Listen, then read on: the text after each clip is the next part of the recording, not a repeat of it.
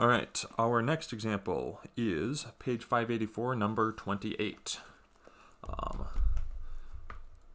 So they're given one of two glasses, either a tall highball glass or a short tumbler, both of which have the same volume.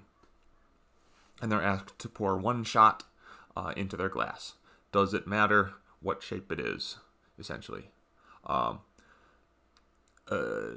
Summary statistics are given below, and we're going to want to test a hypothesis and state our conclusion. So we're just asked about the difference. Okay. All right, hypotheses.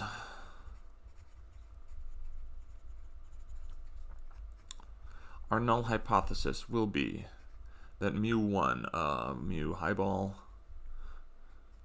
is equal to mu tumbler, or that minus that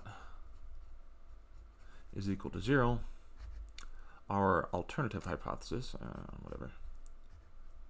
is going to be that they're not equal.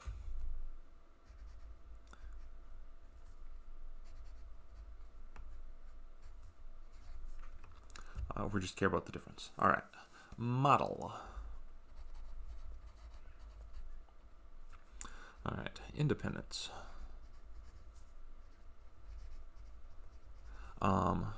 So we have a random, and we have less than 10%.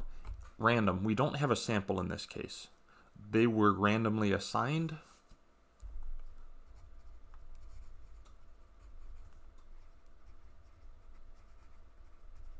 And as this is an experiment, we don't even care about that one. Nearly normal.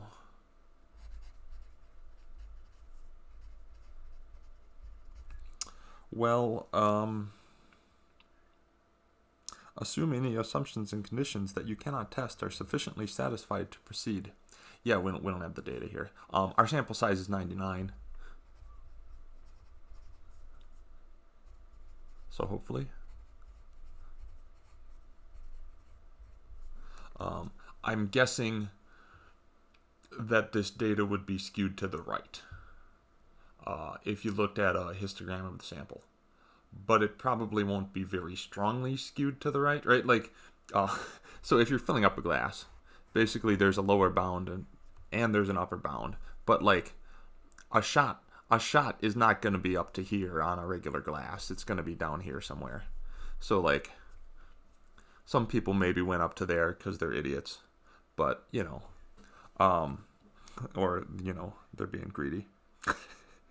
Is this a drink for me? Anyways, normal and independent groups.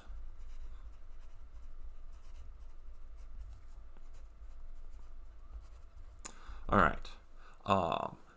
There is a way that we could do this with independent groups, and there is a way that we can do this without independent groups.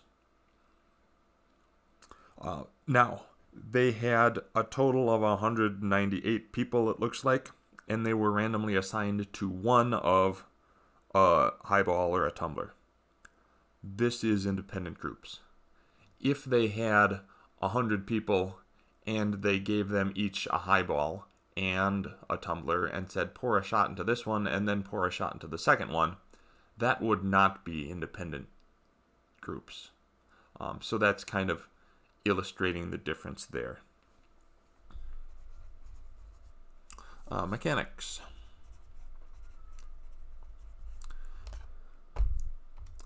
Let's write, we're doing a 2-sample t-test. All right, so stat, test, 2-sample t-test. All right, we don't have data, we have statistics. All right, this was from the last problem still. Okay, so x1 is the highball. Okay, so our mean is 42.2. This is from the book. Take a look at the question if you wonder where it's coming from. 16.2, and the sample size is 99. while the mean of the second one is 60.9. Standard deviation of the second one is 17.9. And the sample size is that. We're testing not equal to and not pooled. And okay. All right. We get a t-score. Let's see where I can put this so you can read it. Okay. Our t-score is negative 7.707. That's very small. That's many standard deviations outside the mean. So our p-value then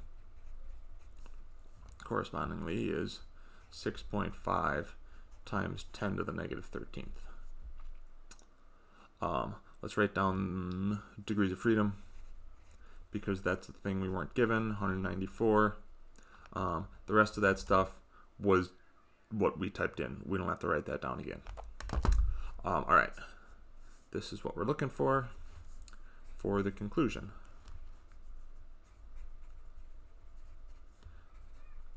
With a p-value of 6.5 times 10 to the negative 13th is just a little bit smaller than 0.05.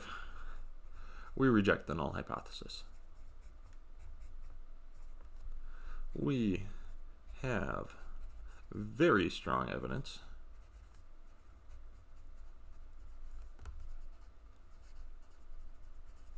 that people will pour different amounts